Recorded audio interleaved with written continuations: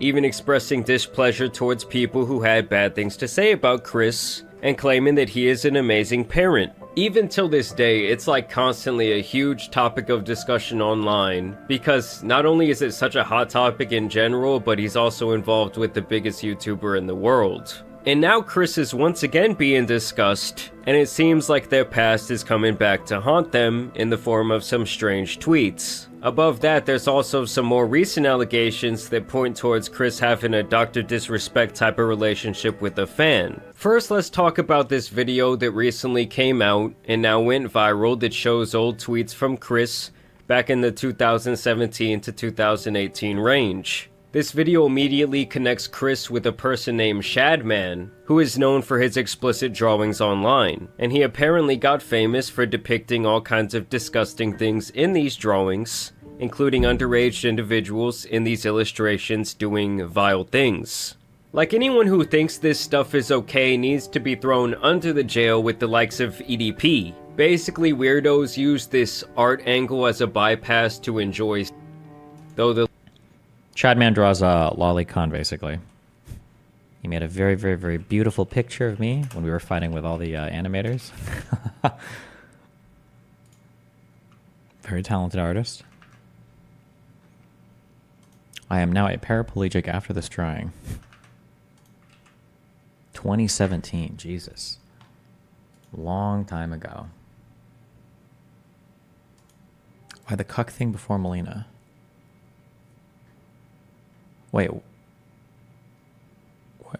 Oh, I think back then, I think cuck was just kind of a more general insult. Well, I feel like I remember hearing Sargon and them use this a lot. But the cuck stuff became more, back then I think you just kind of like called everybody a cuck because it was whatever, but then when the red pill stuff came in, people started to get like super obsessed with like the cuck hunting stuff. Yeah, there's like a lib cuck and everything. But I think even from 2016 onwards, I think the Gamergate stuff, people would do it. The legality of it does more of a Chad versus cuck thing, yeah. Still seem kind of vague to me. Well, basically back in the day, Kris posted a ton about Shadman, and even had his artwork up at his house in the background of an old MrBeast video. He also posted several tweets about enjoying this type of artwork in general, and other suggestive posts about various cartoon characters. Type of artwork of an old MrBeast video. He also posted several tweets about enjoying. How old is Kris, Mr. B? I was hoping. Oh wait, Tyson. Okay, they're 28 years old. And then these tweets are from 2016. It's about 8 years ago. So they're like 2020. I don't give a fuck. Okay, so they're jerking into some lolly. All right. This type of artwork in general, and other suggestive posts about various cartoon characters. And even though most of these posts are like 7 years old at this point, at the time he was still a 21-year-old man. And this isn't just like some racist stuff or something that there could be like more gray area on. Or you could say, oh, that was just like part of the times back then. This is some weird shit that he was interested in to a massive extent. Like, a grown man hanging a picture on their wall of this nasty stuff takes quite a bit of premeditated thought. So obviously people already thought that that was very strange of him, but it's really nothing compared to this more damning allegation, where people are claiming to have exposed Kris for having an inappropriate relationship with a 13-year-old fan when he was 20 years old, and that this online communication continued for several years. Shout out to this man Prism, who is the first one to bring this to light. So there's this kid who goes by the nickname LavaGS online, and it seems like he was a massive MrBeast fan back in the day, and even got to work for Jimmy at some point in the past helping with his gaming channel. It seemed like over the years they developed several channels of communication, from Snapchats to Twitter messages. It seemed like over the years they developed several channels of communication, from Snapchat. Okay, Snap thing. Chats to. Fuck me, dude. I suck at Snapchat. I barely use this app.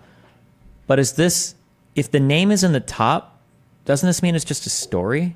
Am I wrong? Or hold on, I hate this fucking app. It's legitimately, I don't know why anybody uses it. Oh, and I don't even know how to find anything, because when I swipe in a direction, it brings up my camera.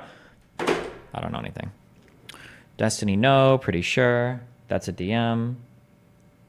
Oh no, if it's a story, it'll have a bar at the top. Okay, never mind.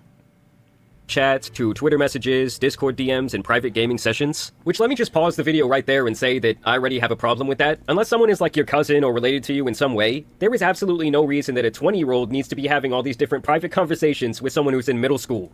Well, I mean, the only exception I could see is if, because it's saying here, it makes it sound like they have some kind of working relationship. Chris DM'd me on Twitter, asked me to come help him on Beast's stream. Was he working for him? Or Discord DMs and private gaming sessions. He felt so comfortable with Kris, to the point that he was asking him about his addiction to adult cartoons. And they were having a lot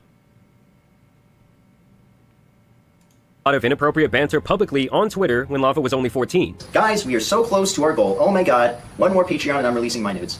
And this is the part I have a problem with. This isn't a group chat. This is literally just him and this other guy that he's been talking to and that he's friends with online. Lava says, I'm your first Patreon, big boy.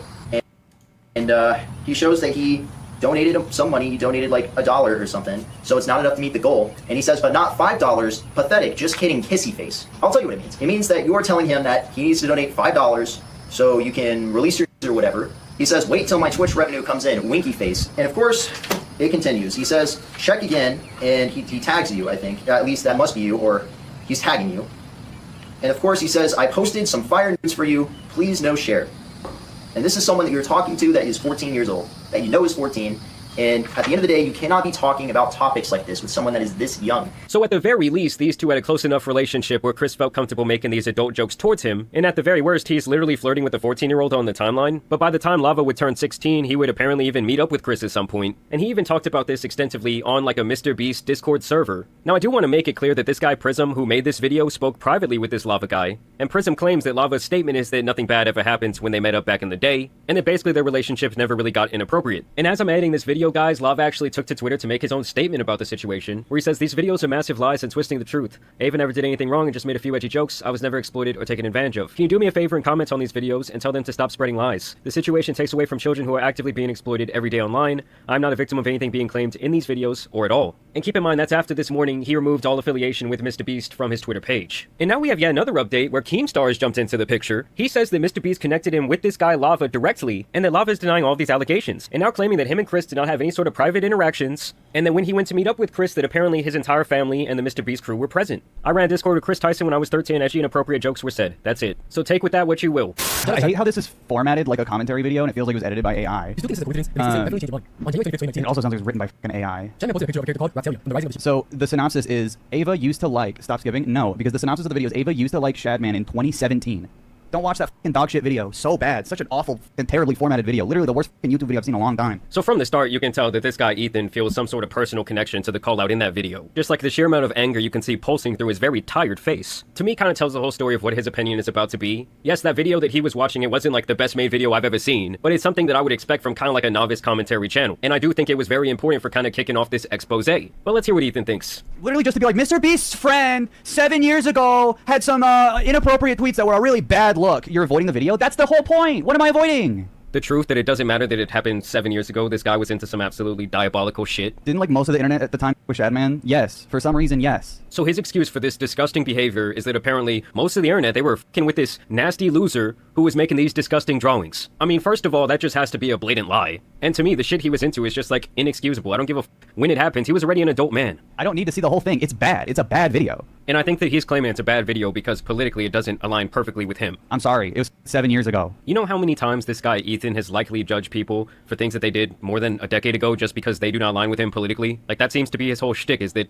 if you're a conservative because he's very obviously a big-time liberal, well, it's just f*** you. He's never going to give you the benefit of the doubt. He's going to take your words and misconstrue them. But oh, when it's someone who's on his side of history, well, he's going to ride with them to the very end. I don't want to see it. It's irrelevant. That doesn't make it okay. It's not relevant, though. Is that a gross thing to do? Is it unacceptable? Yeah. But, like, the anti-cancel culture warriors all of a sudden are like, wait, liking tweets from 7 years ago. Why are we even talking about MrBeast's friend? Because she's MrBeast's friend. Yeah, and MrBeast has the biggest platform literally in the entire world. Since this time, Kris transitioned and is now Ava. And that's fine, but it doesn't just absolve you of all the nasty shit you were doing before you transitioned. To give you an idea of how fucking long ago this was! Stop being defensive. You follow Kris on Twitter.